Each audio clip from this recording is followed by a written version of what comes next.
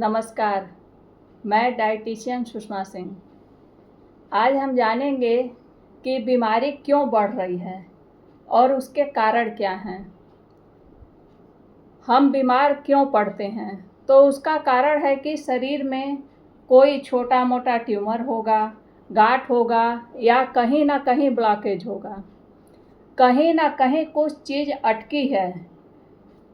वे tumour, stone जैसे जैसे बड़ा होगा तकलीफ़ बढ़ती चली जाएगी। ब्लॉकेज जैसे जैसे बढ़ेगा दिक्कत बढ़ती चली जाएगी।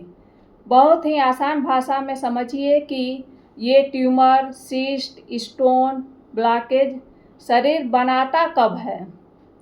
तो उस खाने से जो हम सूर्यास्त के बाद खाते हैं वहीं इकट्ठा होता है। रात को हमने 10 बजे, 12 बजे जो भी खाया वे इकट्ठा होता चला जाता है और एक दिन भयानक रूप ले लेता है। हमें करना क्या है? हमें सूर्यास्त के बाद खाना ही नहीं खाना है। अधिकतम 7 PM तक खा सकते हैं। यदि हम सूर्यास्त के बाद खाना बंद कर देंगे तो हमारा शरीर जो भी संचय किया है, चाहे वे ट्यूमर हो, स्टोन हो, फाइब्राइड्स हो या फिर ब्लॉकेज हो, उसे खाने लगता है और हम ठीक होने लगते हैं। ये जो आउटग्रोथ है उसमें न्यूट्रिशन होता है, हमारा शरीर उसी को खाने लगता है। इसे ऑटोफेजी कहते हैं।